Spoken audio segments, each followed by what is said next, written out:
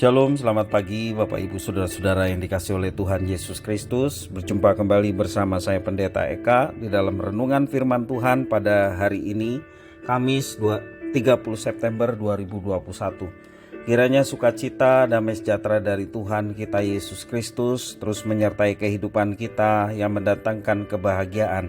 Puji nama Tuhan. Sampai pada pembacaan kita hari ini, 2 Tawarik pasal yang ke-24. Kiranya firman Tuhan memberkati kita sekalian. Sebelum kita merenungkan bagian bacaan kita hari ini, mari kita akan berdoa terlebih dahulu.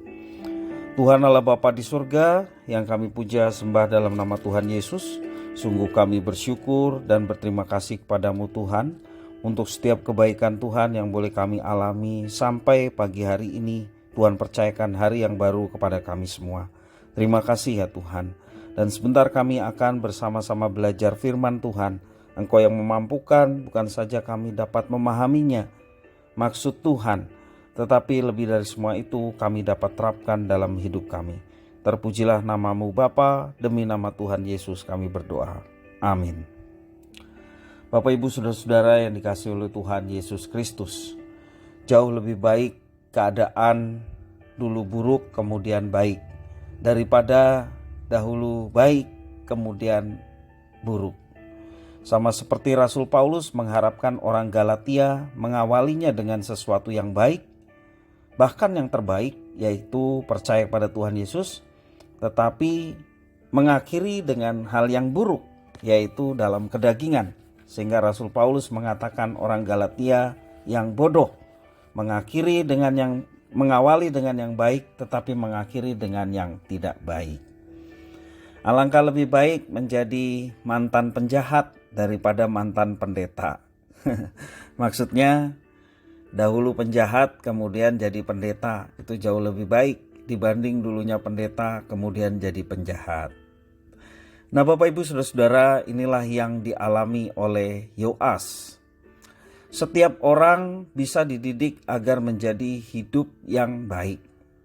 Raja Yoas mendapat didikan yang sangat baik dari Imam Yoyada.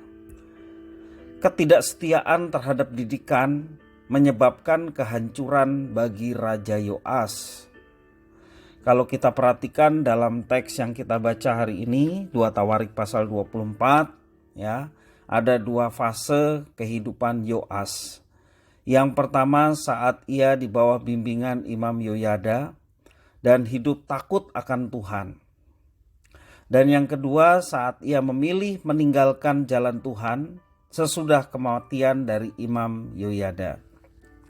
Dalam ayat yang kedua saya bacakan. Yoas melakukan apa yang benar di mata Tuhan selama hidup Imam Yoyada. Tetapi ketika Yoyada tidak ada, dia meninggalkan Tuhan dan hidup semaunya sendiri. Bapak Ibu Saudara-saudara yang dikasihi oleh Tuhan, inisiatif yang baik dari Yoas tampak saat ada kebutuhan untuk membangun rumah Tuhan dan perlengkapannya. Itu tertulis di dalam ayat 4 dan 5. Kemudian Yoas bermaksud untuk membaharui rumah Tuhan. Ia mengumpulkan para imam dan orang Lewi dan berkata kepada mereka, "Pergilah kamu ke kota-kota Yehuda dan kumpulkanlah uang dari seluruh orang Israel untuk memperbaiki rumah Allahmu setiap tahun. Lakukanlah hal itu dengan segera." Tetapi orang Lewi itu tidak melakukan dengan segera. Nah Bapak Ibu Saudara, ada inisiatif yang baik dari seorang Raja Yoas untuk kebutuhan memperbaiki rumah Tuhan. Yoas yang mengingatkan Yoyada hukum Musa dalam hal mewajibkan pengumpulan pajak. Informasi itu disambut dengan sukacita oleh segenap umat. Kalau kita perhatikan di dalam ayat yang ke-6 sampai ayat yang ke-16, ya.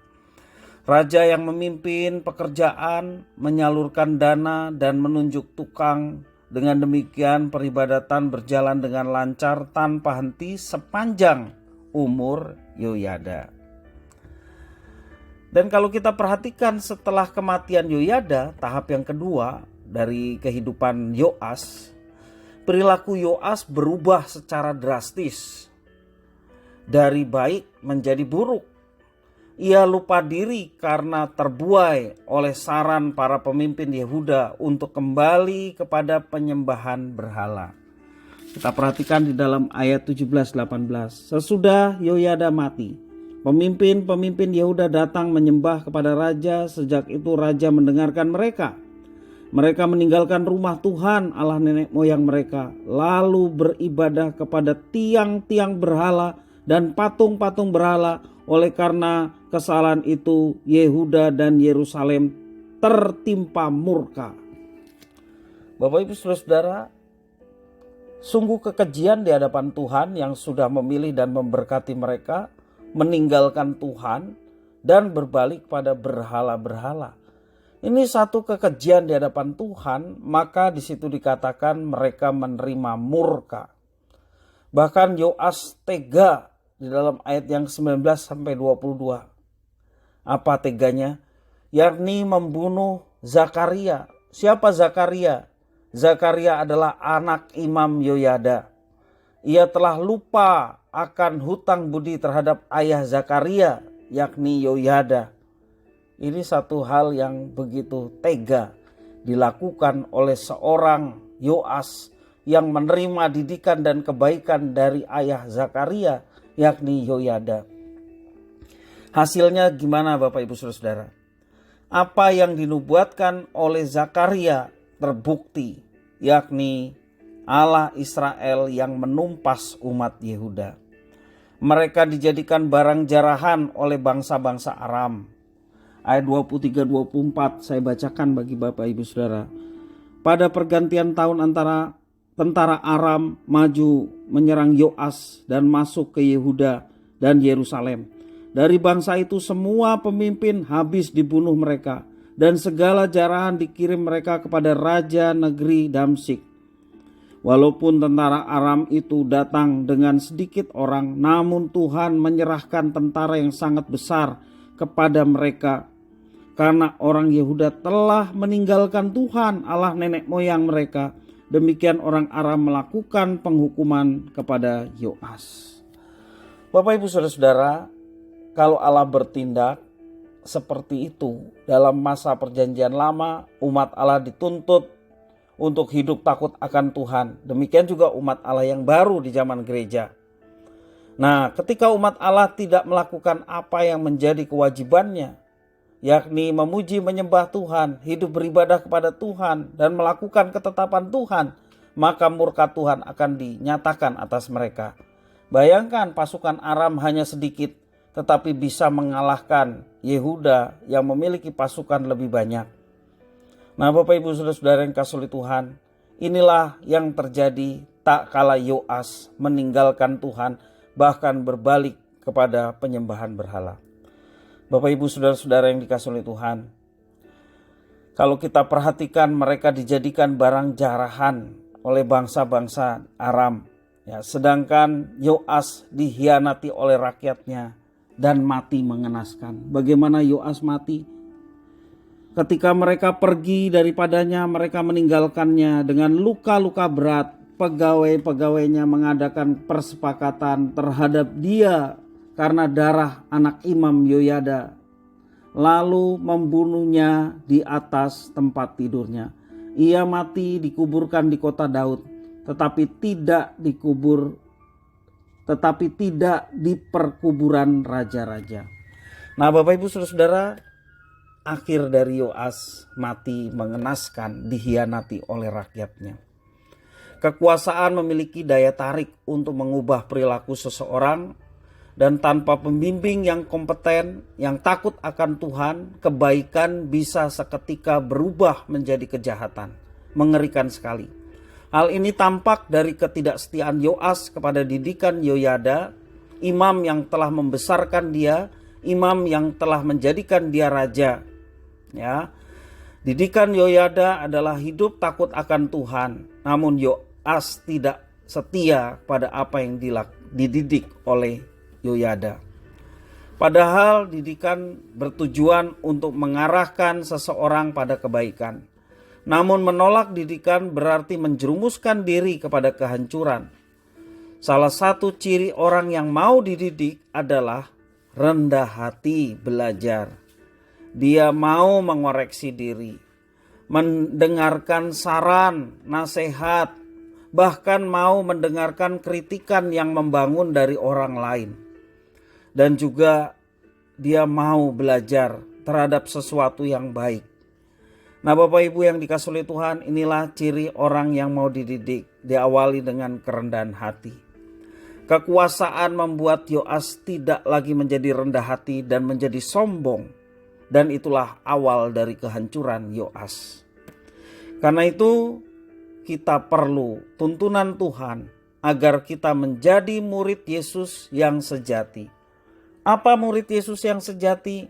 Yakni mereka yang mau terus dididik oleh Tuhan dengan kebenaran firman Tuhan dan juga pengalaman kehidupan bersama dengan Tuhan. Itulah yang mendidik kita semakin hari semakin bertumbuh di dalam Dia. Keberhasilan yang kita raih sebagai anak Tuhan, kita meyakini bahwa semua itu karena anugerah Tuhan. Bukan serta-merta karena kehebatan kita. Bukan serta-merta karena kita sudah berjerih lelah dan belajar dengan sungguh-sungguh.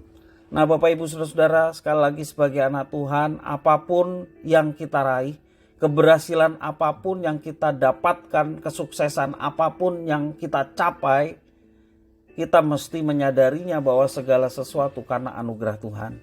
Sehingga tidak ada kesombongan dalam diri kita tetap rendah hati, kita tetap mau belajar, berani mengoreksi diri, juga dengar-dengaran terhadap saran dan nasihat, bahkan kritikan, sehingga kita menjadi orang yang bijaksana. Biarlah firman Tuhan ini boleh menjadi berkat bagi kita sekalian, untuk hidup seturut dengan rencana dan kehendak-Nya. Mari kita berdoa. Tuhan Allah Bapa di surga, terima kasih firman Tuhan pada hari ini. Engkau mampukan untuk kami dapat menjadi orang-orang yang senantiasa tunduk pada didikan Tuhan, taat kepada firman Tuhan. Karena kami tahu ketaatan pada firman Tuhan mendatangkan kemuliaan. Karena Engkau telah menebus kami. Engkau mengambil kami dari dosa, lumpur dosa. Bahkan kami diangkat menjadi anak-anak-Mu. Biarkan hidup kami mempermuliakan Tuhan. Karena hidup kami menjadi anak-anak yang taat kepada Engkau. Terima kasih ya Tuhan atas firman Tuhan hari ini. Biarlah Engkau yang memampukan untuk kami dapat menerapkannya. Terpujilah nama-Mu Bapa, demi nama Tuhan Yesus kami berdoa. Amin.